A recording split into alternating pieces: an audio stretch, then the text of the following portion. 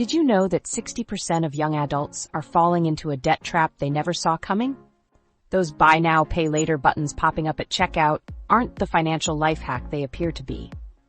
I spent 6 months investigating the BNPL industry and uncovered shocking tactics these companies use to get you spending more than you can afford. One user I interviewed racked up $7,000 in debt across 4 BNPL services without realizing it until collection calls started. The illusion of free money? How BNPL actually works. Ever wonder why these payment buttons are suddenly everywhere? Let's pull back the curtain on what's really happening with buy now, pay later services. They've exploded onto virtually every checkout page, promising a smoother shopping experience with zero interest. But how exactly do they work? And why are retailers so eager to add them? At its core, BNPL operates on a deceptively simple premise. Take home what you want today and split the cost into manageable chunks. Most services follow a standard formula, dividing your purchase into 4 equal payments spread over 6 weeks. You make the first payment at checkout, then 3 more bi-weekly payments automatically charged to your linked payment method. No interest, no hassle, just 4 easy payments. But here's where things get interesting. Despite marketing themselves as the consumer-friendly alternative to credit cards, BNPL operates on a business model that's far more complex than the clean, minimalist buttons suggest. These aren't charitable organizations offering free loans out of the goodness of their hearts.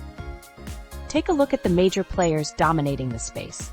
Klarna, with its pink branding and sleek app, Affirm boasting its transparent pricing, Afterpay with its widespread retail partnerships, and PayPal's Pay in 4 option, leveraging its established payment infrastructure. These companies have strategically integrated with thousands of online retailers, from fashion giants like H&M and ASOS, to electronics sellers and even grocery delivery services. What most shoppers don't realize is that behind each of these payment options lies a carefully calculated business arrangement. When you choose to split your payment, the merchant isn't just being nice. They're paying a premium for your business. BNPL providers typically charge merchants transaction fees ranging from 3% to 6% of the purchase amount. That's significantly higher than the 1.5% to 3% fees associated with traditional credit card processing. So why would retailers willingly pay double or even triple what they'd pay for normal credit card transactions? The answer reveals the true genius of the BNPL business model. These payment options dramatically increase sales volume. Merchants report average cart sizes increasing by 20 to 30% when BNPL options are available. Shoppers are simply more likely to complete purchases and spend more when they can spread out payments. Think about it from the retailer's perspective. Would you pay an extra 2 to 3% in processing fees if it meant 25% more sales? For most businesses, that math works out favorably every time. The BNPL industry has grown at a staggering pace that reflects this win-win arrangement between providers and merchants. What was a $2 billion industry in 2019 exploded to over $24 billion by 2021 in the US alone. Global figures show even more dramatic growth, especially as the pandemic accelerated online shopping habits. Industry analysts project the market could reach $100 billion in transaction volume by 2025, a 50x increase in just 6 years. This meteoric rise hasn't happened by accident. BNPL providers have masterfully positioned themselves as budget-friendly alternatives to traditional credit, emphasizing their interest-free structure and easy approval process. Their marketing language focuses on empowerment and financial flexibility rather than debt or loans. Notice how they avoid loan terminology entirely? You won't see words like borrowing, interest, or debt in their marketing materials. Instead, they use friendlier terms like split your payment, pay over time, or flexible payments. This careful language choice is deliberate. It distances BNPL from the psychological weight of taking on debt. But make no mistake, these are loans, just packaged differently. They involve borrowing money to make a purchase and promising to pay it back later, the fundamental definition of a loan. The fact that many BNPL services don't charge interest doesn't change this reality. It just means they've found other revenue streams. So if these companies offer free loans without charging interest to consumers, how do they make money beyond merchant fees? This question gets to the heart of understanding the true BNPL business model. First, there's the late fee structure. Miss a payment, and you'll quickly discover that interest-free doesn't mean fee-free. Afterpay charges up to $8 per missed payment, capped at 25% of the order value, while Zip, formerly QuadPay, charges up to $10 per missed payment. These fees may seem small compared to credit card interest, but they add up quickly and become a significant revenue stream for BNPL providers. Second, some BNPL services like Affirm do charge interest on longer payment plans, sometimes reaching 30% APR depending on your credit profile and the purchase amount. These interest-bearing options typically apply to larger purchases with extended payment terms beyond the standard pay-in-4 model. Third, many BNPL companies have developed their own shopping apps and marketplaces where they earn additional commission on purchases directed through their platforms. Klarna's app, for instance, allows users to shop at any online retailer through their interface, earning the company referral fees on top of their standard merchant fees. The brilliance of this model becomes clear when you step back and see the bigger picture. BNPL companies have created a three-sided marketplace where they extract value from consumers through late fees and data collection, merchants through transaction fees, and advertising partners through sponsored placements in their apps. This multi-revenue approach has made BNPL incredibly profitable despite the seemingly consumer-friendly, zero-interest promise. In fact, the lack of interest charges is precisely what makes it so palatable to consumers and so effective at driving sales volume for merchants. So is buy now, pay later a financial tool or a debt trap? The truth lies somewhere in between, but leans heavily toward the latter. These services weren't designed primarily as financial wellness products. They're marketing tools disguised as payment options. Their primary purpose is to increase sales for merchants by reducing the psychological barriers to purchasing. The evidence is in the data. 45% of BNPL users say they use the service to make purchases they otherwise couldn't afford. That's not financial empowerment. It's encouraging spending beyond one's means. When almost half of users explicitly acknowledge they're buying things they can't afford, it's clear these services are enabling consumption rather than promoting financial health. The seamless integration of BNPL options at checkout isn't coincidental either. These buttons are strategically placed at the moment of maximum temptation, when you've already decided you want something but might hesitate at the total price. By breaking that $200 purchase into 4 payments of $50, BNPL providers make the spending decision feel more manageable, even when the total amount remains unchanged. This psychological trick is the core mechanism behind BNPL's effectiveness. The companies aren't helping you afford things. They're helping you feel less pain when buying things you might otherwise reconsider. The immediate gratification of getting the product combined with the delayed pain of payment creates a potent formula for increased spending. The psychology of spending. Why BNPL makes you buy more. That potent formula isn't just a happy accident, it's neural engineering at its finest. BNPL buttons are carefully designed to hack your brain's financial decision-making, triggering spending impulses you didn't even know you had. These innocent-looking payment options are actually sophisticated psychological tools that exploit how your brain processes money and purchases. Have you ever noticed that strange feeling of discomfort when handing over cash for a purchase? That's what behavioral economists call the pain of paying, a genuine psychological discomfort we experience when parting with our money. It's actually your brain's built-in protection mechanism against overspending. But BNPL services have found a brilliant way to short-circuit this natural defense system. By breaking payments into smaller installments, these services dramatically reduce that pain signal. When your brain sees 4 payments of $25 instead of 1 payment of $100, something fascinating happens. You feel less financial strain, even though the total amount is identical. This isn't just convenient. It's a calculated psychological manipulation that makes you feel more in control of your finances than you actually are. The real genius is how BNPL taps into what psychologists call anchoring bias. Your brain fixates on the first number it sees, that smaller payment amount, and uses it as the primary reference point.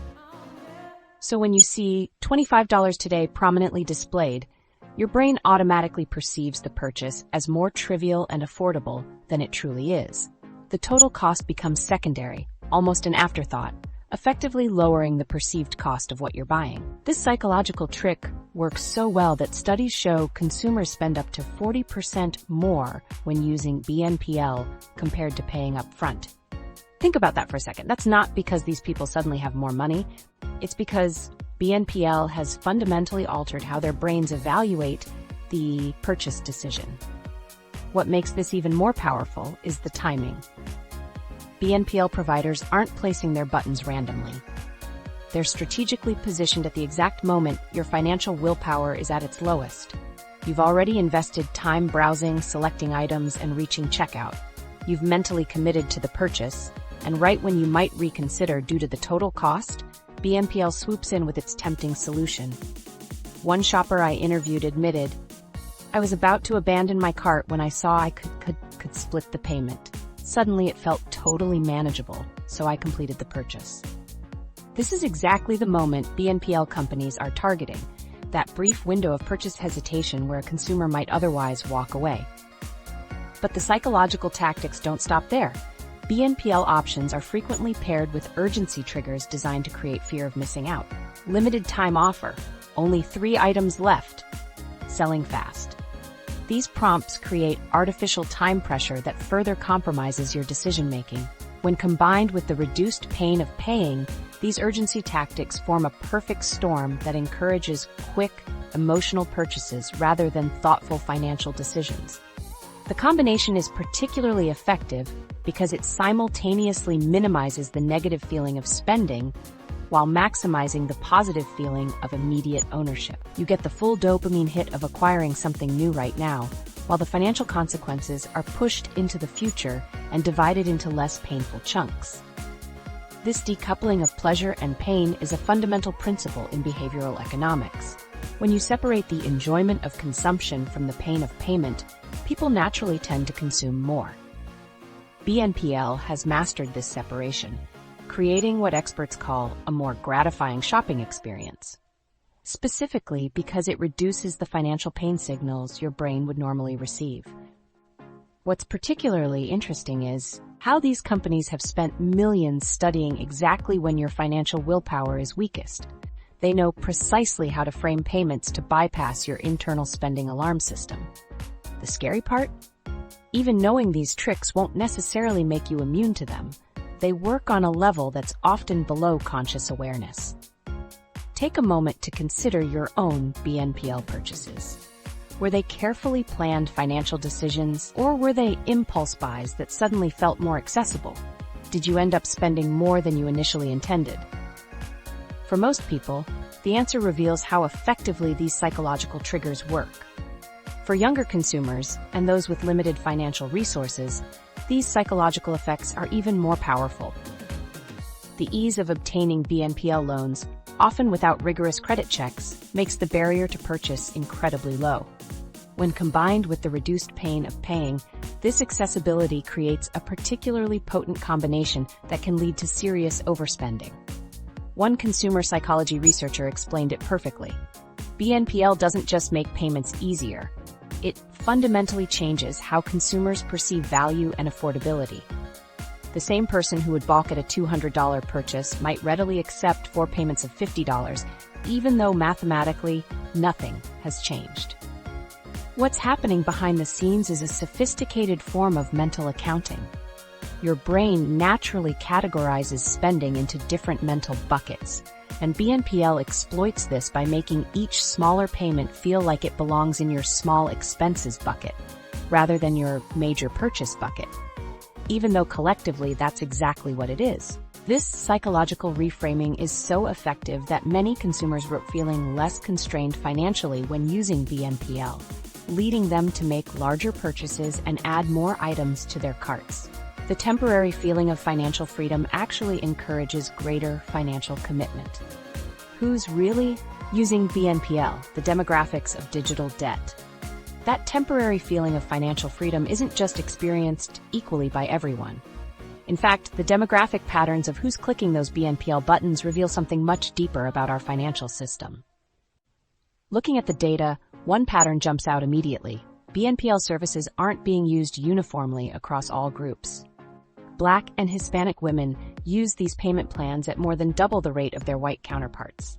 About 1/4 of Black and Hispanic women have used BNPL services, compared to just 11% of white women and an even lower 8% of Asian women. But why such striking differences? These numbers aren't random. They reveal fundamental inequalities in our financial system. When we dig deeper into who's using BNPL, the picture becomes clearer. It's not just about racial demographics. There's a strong correlation with income and credit access too. Federal Reserve research shows that consumers with credit scores below 600 are turning to BNPL at dramatically higher rates. 23% of these consumers have used BNPL at least once. Compare that to those with excellent credit scores above 800, where only 2.8% have used these services. This stark contrast tells us something crucial. BNPL services aren't just random payment options. They're filling a gap for people who struggle to access traditional financial services.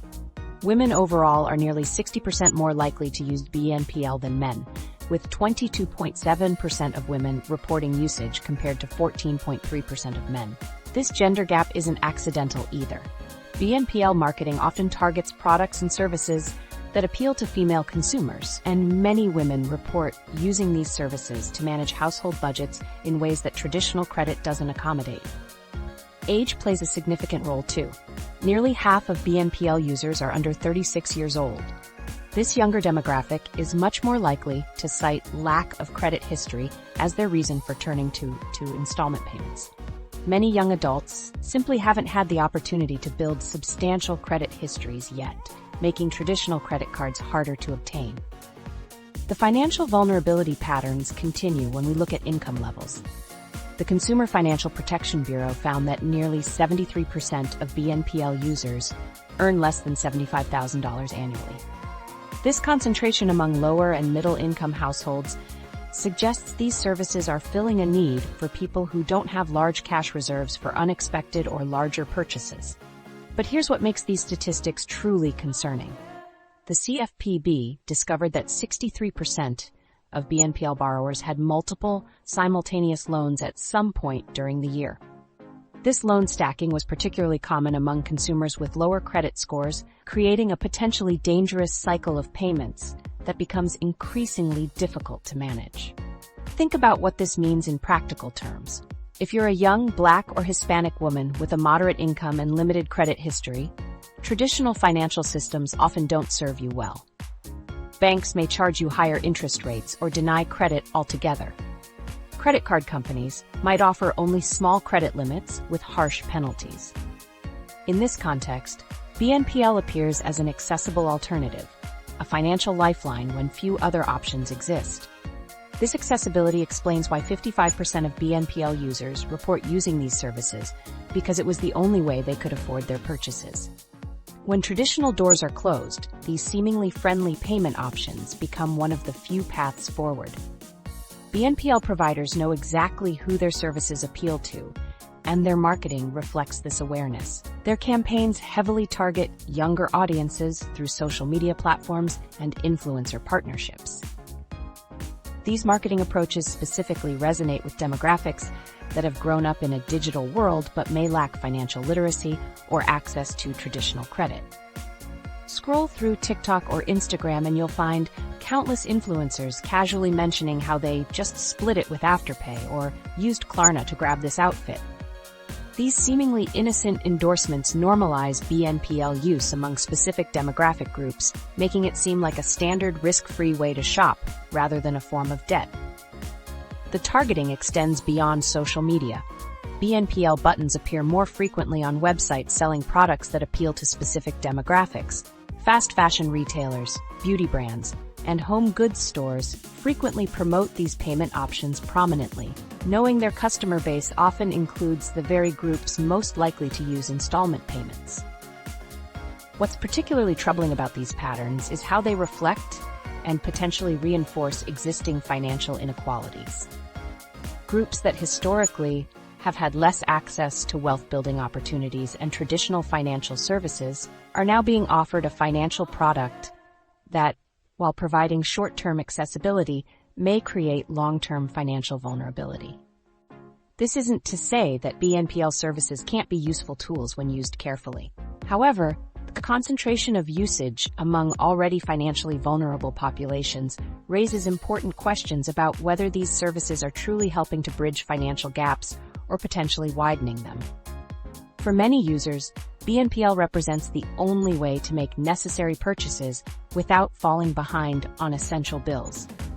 When your car needs immediate repairs so you can get to work, or when your child needs a new laptop for school, BNPL can seem like a reasonable solution if you're juggling financial priorities and traditional credit isn't available. But we can't ignore the systemic issues that create these disparities in the first place. Black and Hispanic consumers, particularly women, continue to face significant barriers in traditional banking and credit systems.